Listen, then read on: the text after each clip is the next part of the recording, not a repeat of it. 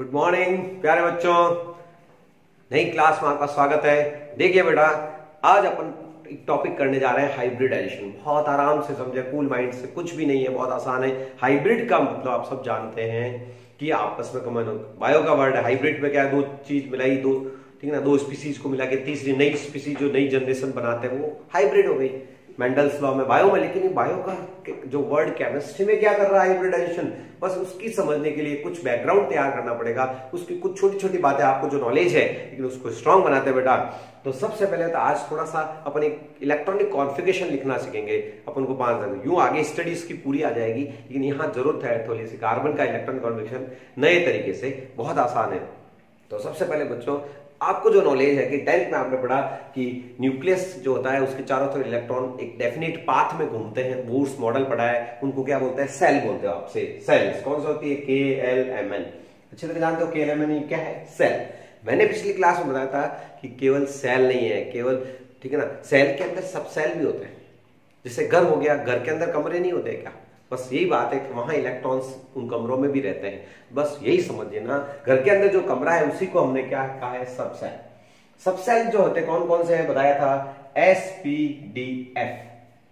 जैसे सेल्स में इलेक्ट्रॉन कितने आते हैं, how many electrons present in a cell. तो बहुत सब बच्चों को मालूम है, 10th का मेन क्वेश्चन था 2n²।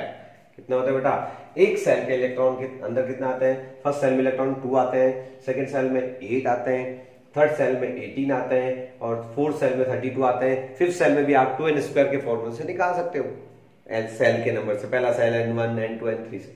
तो बच्चों सेल के तो बारे में पता था, लेकिन अब नए क्लास में आ गए हो, थोड़े बड़े बच्चे हो रहे हो तो थोड़ा डीप जानना पड़ेगा, बहुत आसान है।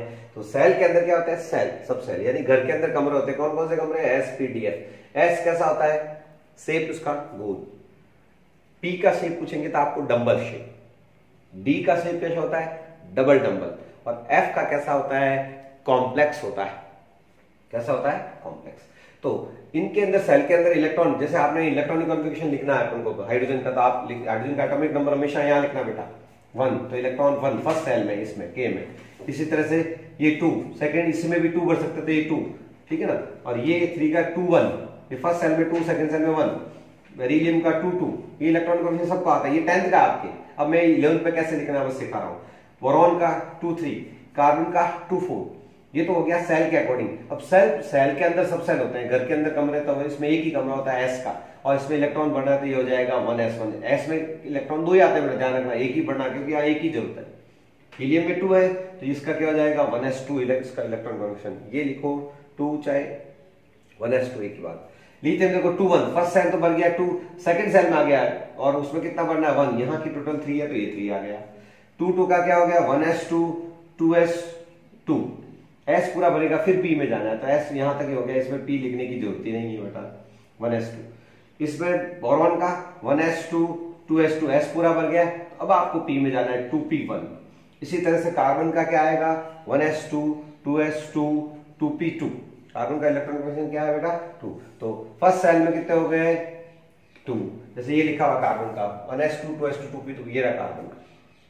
इसी तरह से मान लीजिए आपको नाइट्रोजन का लिखना है, तो नाइट्रोजन का क्या लिखेंगे बोलो आप, 1s2 2s2 2p3। इसमें P में 6 बढ़ सकते हैं, तो 6 तक अपने 2p3 भरेंगे। बच्चे पूछते हैं साहब S में S3 क्यों नहीं भरा रहे, भाई S में इलेक्ट्रॉन ही 2 आते हैं, वो छोटा कमरा है उसमें 2 जने ही बैठ सकते हैं, वो वाली बात हो गई।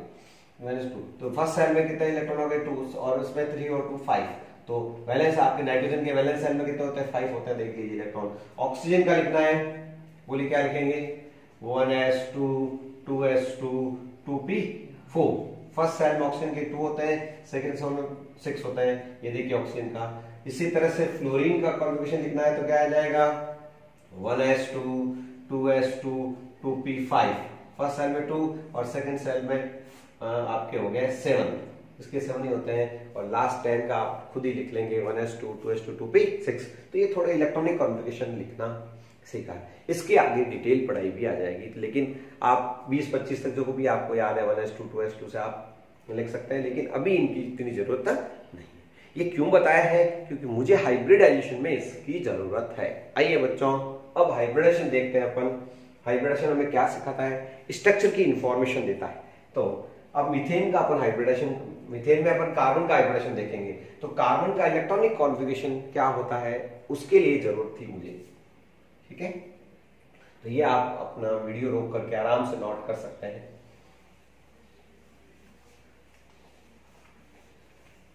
अब बच्चों हाइब्रिडेशन स्टार्ट करते हैं। तो कार्बन का इलेक्ट्रॉनिक कॉन्फ़िगरेशन आपको पता चल गया, क्या है बेटा, 1s2 2s2 2p2। हाइब्रिडेशन निकालना है कार्बन का।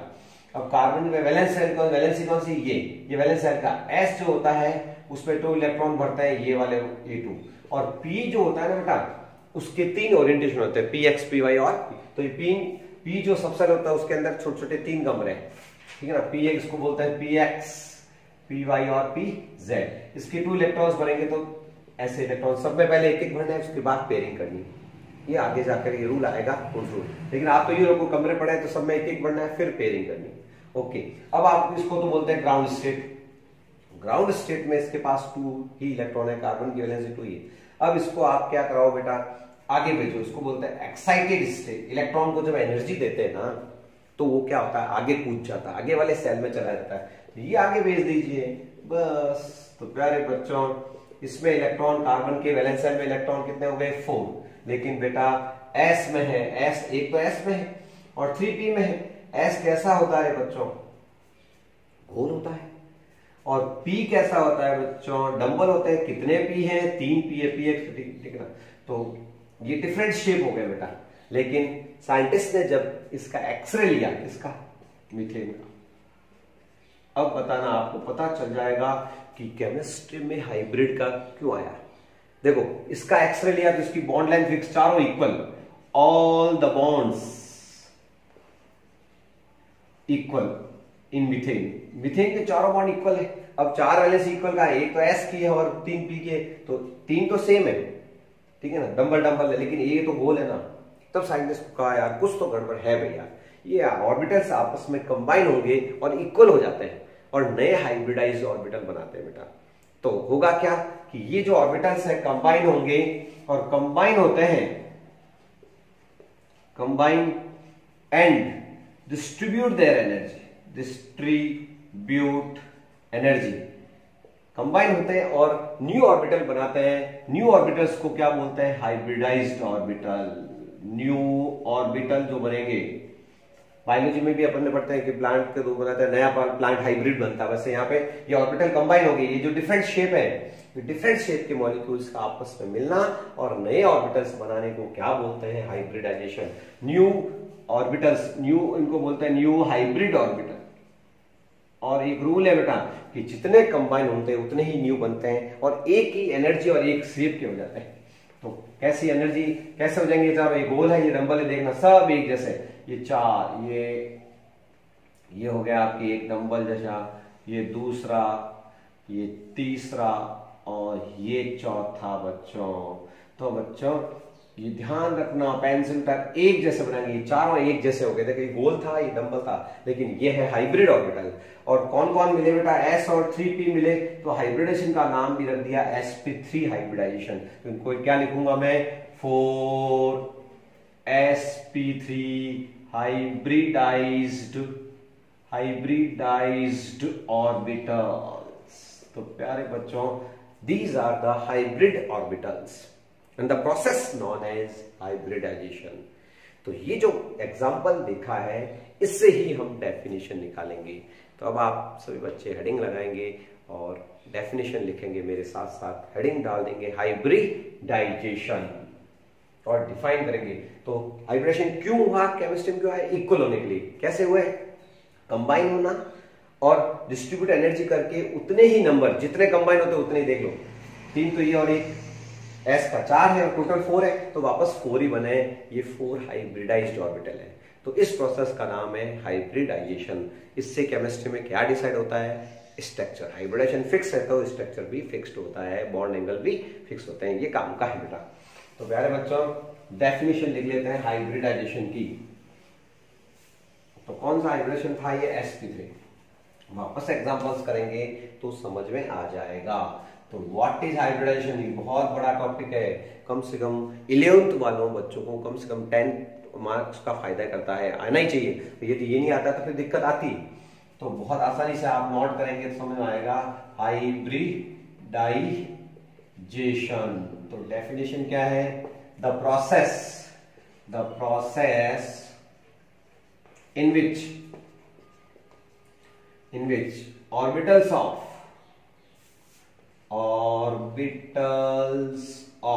ये जो ऑर्बिटल्स है एसपीडीएफ, ये सब ऑर्बिटल्स है, orbitals of similar energy approx similar energy combine होते हैं।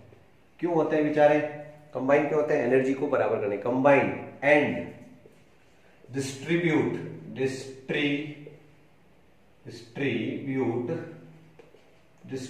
their energy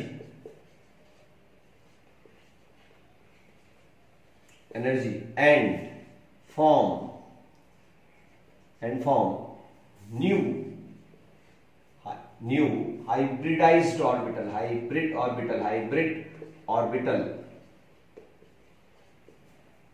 in equal number। एक तो होता है जितने कंबाइन होता है ना, इक्वल नंबर, जितने कंबाइन उतने इक्वल नंबर, उसके बाद में बेटा equal shape and equal energy, known as hybridisation process किसने दिया, एक साइंटिस्ट था। ये हाइपोथेटिकल है, इमेजिनरी है कि भाई इमेजिन नहीं करते, यदि कंबाइन नहीं होते तो फिर एक जैसे कैसे हो गए, ये सब इक्वल कैसे हो गई चारों वैलेंसी कार्बन की, बस उसके लिए। तो it is hypothetical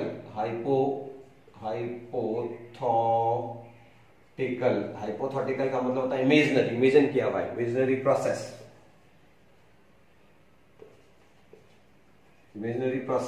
and given by polling scientist ने इसको दिया था, बेटा। तो ये हाइब्रिडेशन है, ये क्या सिखाता है हमें, ये केमिस्ट्री में स्ट्रक्चर सिखाता है। कैसे, तो आप टाइप्स ऑफ हाइब्रिडेशन से पता चल जाएगा। एक टेबल याद करनी है, ये तो प्रोसेस हो गई, डेफिनेशन हो गई, फिर अपन एग्जांपल्स लेंगे तब और समझ में आएगा, धीरे धीरे समझ में आएगा। इसलिए आप घबराएं नहीं, बस पढ़ें और पढ़ने का मजा लेंगे तभी समझ में आएगा। पढ़ने से बोर हो गए तो मजा नहीं आएगा साहब। तो हाइब्रिड का मतलब कुछ नहीं है, नॉर्मल एक लाइन में कहूं तो ऑर्बिटल्स मिलते हैं और नए ऑर्बिटल्स बनते हैं। क्यों बनते हैं, अपनी एनर्जियों को इक्वल करने के लिए बच्चों। तो फायदा क्या है इसका, इससे हम स्ट्रक्चर पता लगा सकते हैं। कैसे, हाइब्रिडेशन, टाइप्स ऑफ हाइब्रिडेशन देखिए आप, टाइप्स ऑफ हाइब्रिडेशन देख सकते हैं अपन। यदि बच्चों sp3 हाइब्रिडेशन होगा तो शेप फिक्स होगा बच्चों, कैसा होगा उसका नेम भी आना चाहिए, और बॉन्ड एंगल भी याद रखना, बॉन्ड एंगल भी काम आएगा, ठीक है ना। यहां है आपके हाइब्रिडाइजेशन। तो बच्चों sp3 हाइब्रिडेशन सबसे पहला, तो शेप होगा आपके टेट्राहाइड्रल, कैसा होता है, इस तरह का शेप को केमिस्ट्री में क्या बोलेंगे बच्चों, टेट्राहाइड्रल शेप होगा फिक्स। बॉन्ड एंगल कितना होगा, 109 डिग्री और 28 मिनट्स, जो कार्बन की वैलेंसी होती है, चारों सिंगल बॉन्ड होते हैं जो मीथेन में होता है। इसी तरह से हाइब्रिडाइजेशन sp2 हो तो शेप क्या होगा, ट्रायगनल प्लेनर। ये क्या है बच्चों, ये ट्रायगनल है और प्लेनर है, बॉन्ड एंगल 120 का बॉन्ड एंगल है। शेप का नाम पूछेंगे आपसे तो ट्राइगोनल प्लेनर। प्लेनर का मतलब ये प्लेनर नहीं है, ये डिफरेंट प्लेन में है स्ट्रक्चर। एक ही प्लेन में जब सब होते हैं तो उसको बोलते हैं प्लेनर, सारे इसी बोर्ड के प्लेन में है। इसी तरह से बच्चों sp हाइब्रिडेशन होगा तो शेप कैसा होगा, लीनियर, कैसा होगा, और बॉन्ड एंगल क्या होगा, 180। तो कार्बन में तो तीन ही तरह का हाइब्रिडेशन होता है, आगे और भी हाइब्रिडेशन की है, वो अलग चैप्टर में बेटा, लेकिन यहाँ जो जिसकी जरूरत है वो हो गया है। तीन तरह के हाइब्रिडेशन है कार्बन में, sp3, sp2 और sp। अब आप हाइड्रोकार्बन में, किसी हाइड्रोकार्बन में किसी का भी हाइब्रिडेशन इजीली बता सकते हैं कार्बन का। तो अपन क्वेश्चन कैसा आता है और कैसे नोट पॉइंट लगाना है वो लिखिए। तो नोट पॉइंट लगाइए, ये टेबल तैयार है तो फिर आपको नोट पॉइंट लगाना चाहिए बच्चों।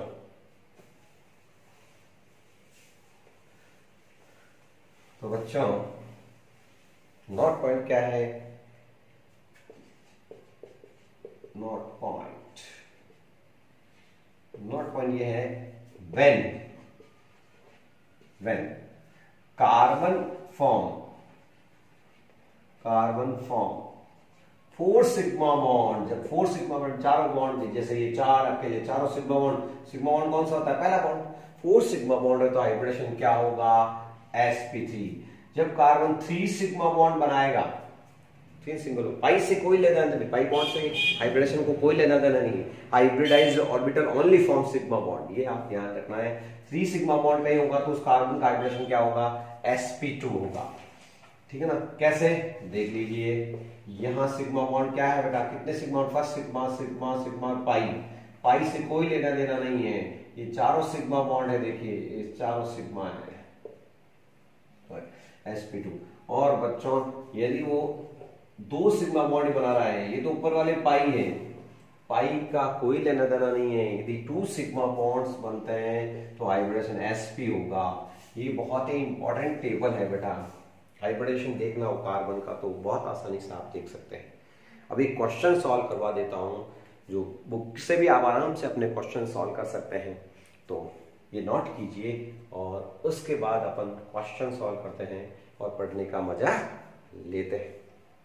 तो बच्चों इस पर 1-2 क्वेश्चन सॉल्व करवाऊंगा। हाइब्रिडेशन देखना कार्बन का बहुत आसान, तो पता चल जाता है कि भाई शेप क्या है, कौन सा हाइब्रिडेशन। सिग्मा बॉन्ड से, पाई बॉन्ड से कोई लेना देना नहीं है। सिग्मा और पाई बॉन्ड क्या होते हैं मैं आपको बता चुका हूं। ओके, तो प्यारे बच्चों इसको मिटा रहा हूं और क्वेश्चन देखिए आप। कैलकुलेट द, क्वेश्चन कैसा आता है एग्जाम में, कंपटीशन में भी आता है। Calculate sigma and pi bonds in following hydrocarbon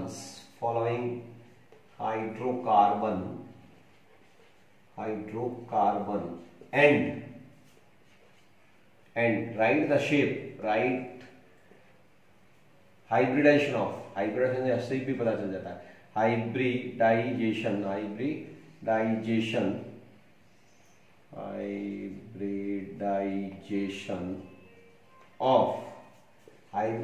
of each carbon